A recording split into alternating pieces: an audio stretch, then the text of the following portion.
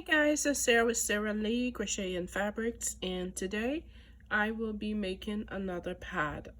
This is actually one of my favorite size of pads that I make for myself. I make it both with wings, so I have the wings actually tucked in, and then I actually really like doing it without the wings as well. So the actual length of this pattern is 11 inches without any seam allowance, so it will be slightly smaller than that. And then the middle part is about 3.5 inches. This larger part is about 5 inches. And of course, all of this will be smaller once you sew it around. Okay, so I make this pad without any wings or anything. This is awesome for moms who have had babies. I know a lot of people use, after they have a baby, they put, they use pads, for, the reasons.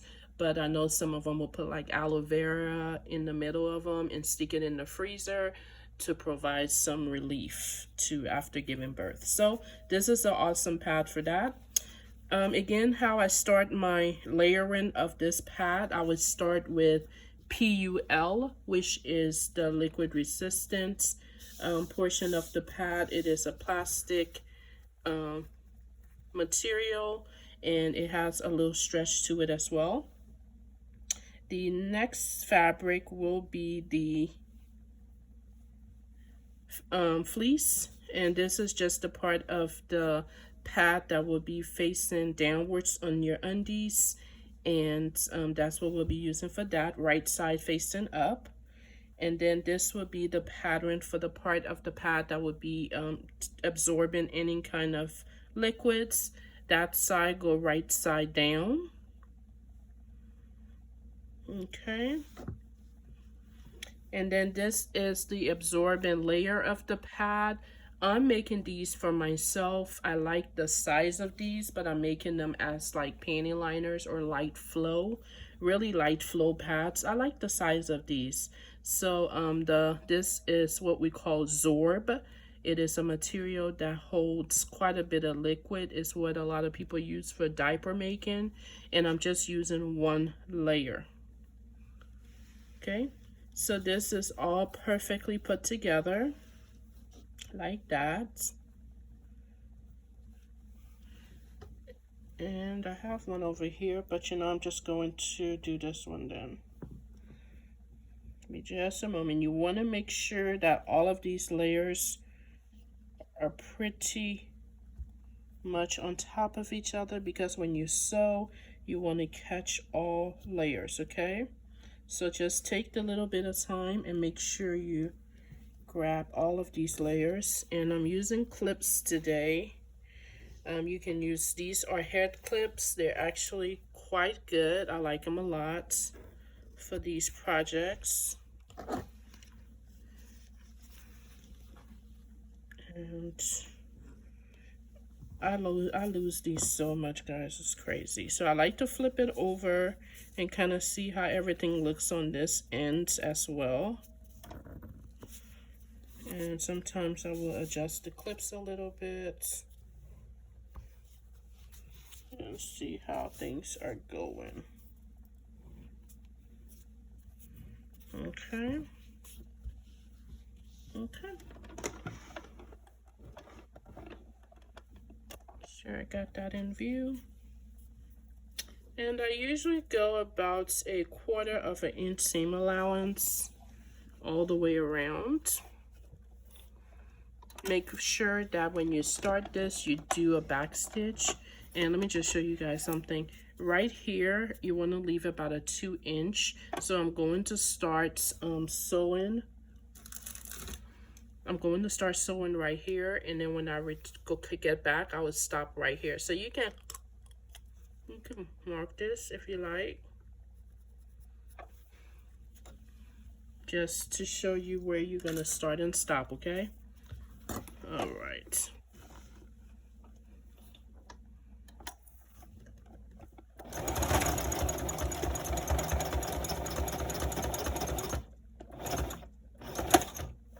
My machine have not been behaving the best. Let me go ahead and adjust it and start over. I'm not going to edit this, guys, because this is the art of sewing. You have issues. So let me go ahead and rethread it.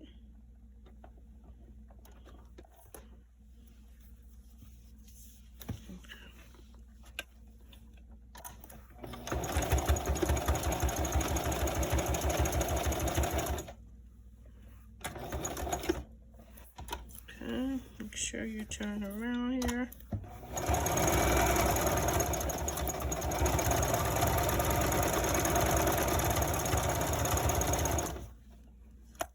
I like to always check it.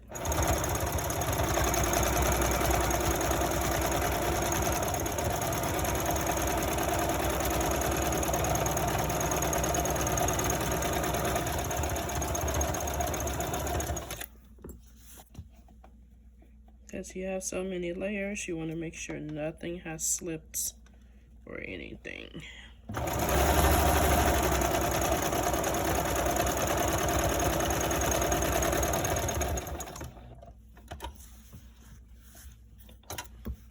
Okay.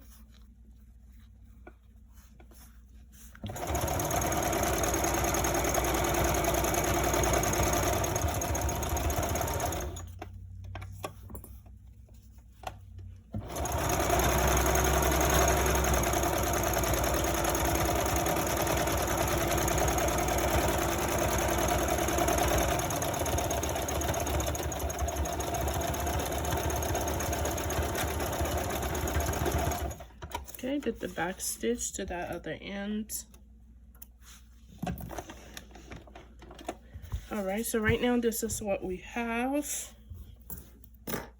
So what we want to go ahead and do, I used my pinky shirts for these. It has the little ridges in there, but you can use regular scissors if you like.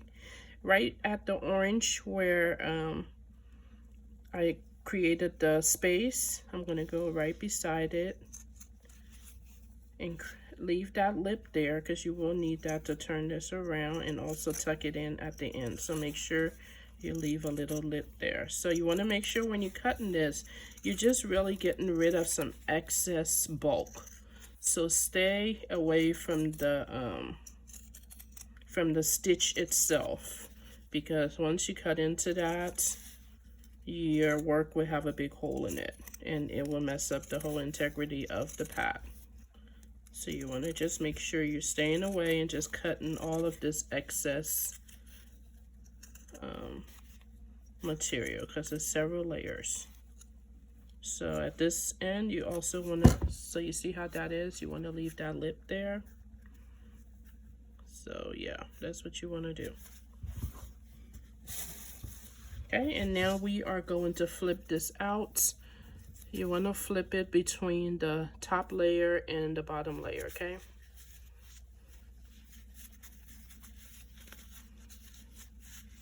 And sometimes, you know, like now again, I did leave my lip, I did the little hole maybe smaller than I should, but it is okay. You can just squeeze it through. It'll just take a moment. Squeeze that through. Take your time. That's why we do that front stitch and back stitch before that opening, so that it can handle a little bit of tugging and pulling without ripping, right? Yeah.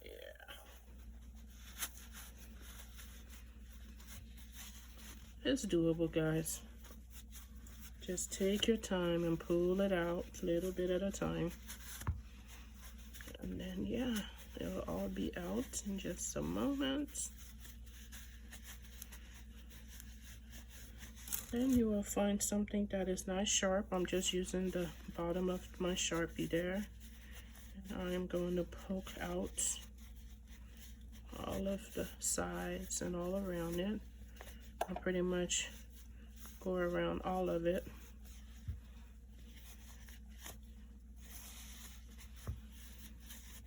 And of course, you can always make this bigger or smaller, wider or not, whatever you like.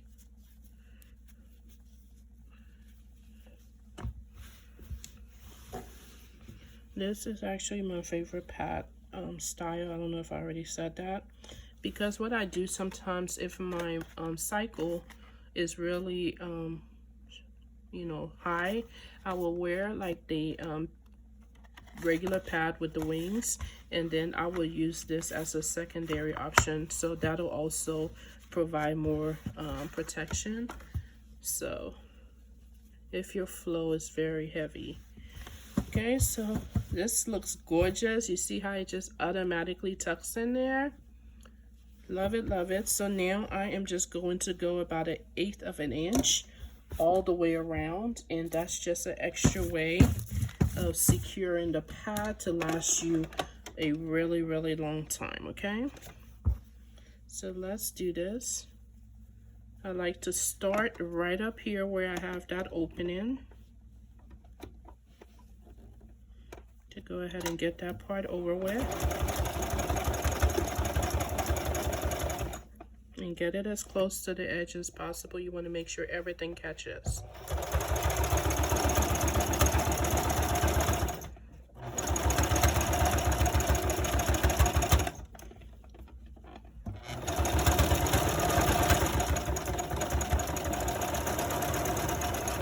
Take your time.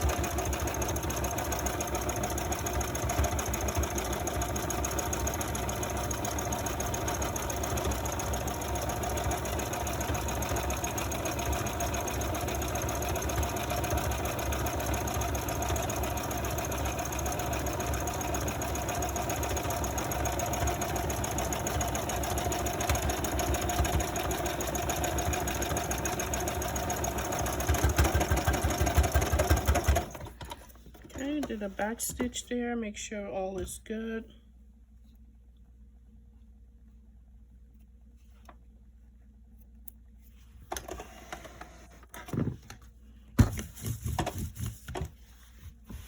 Okay, and this is what we have. Another beautiful pad. Absolutely gorgeous. There's the back of it.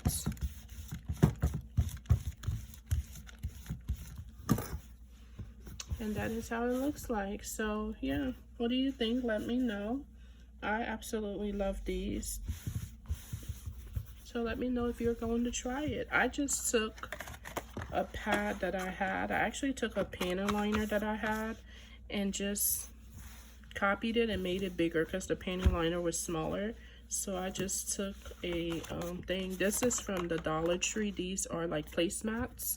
So I went ahead and used that to, once I made the pad, I liked it. So I went ahead and got some placemats and just made it, you know, more of a permanent pattern that's not going to, you know, destroy or tear. So let me know what you think about it. Like I said, you can make it bigger if you want something bigger. You can. You would just make the pattern bigger. So yeah, this is what we have. One of my favorite patterns. Have a good day, guys.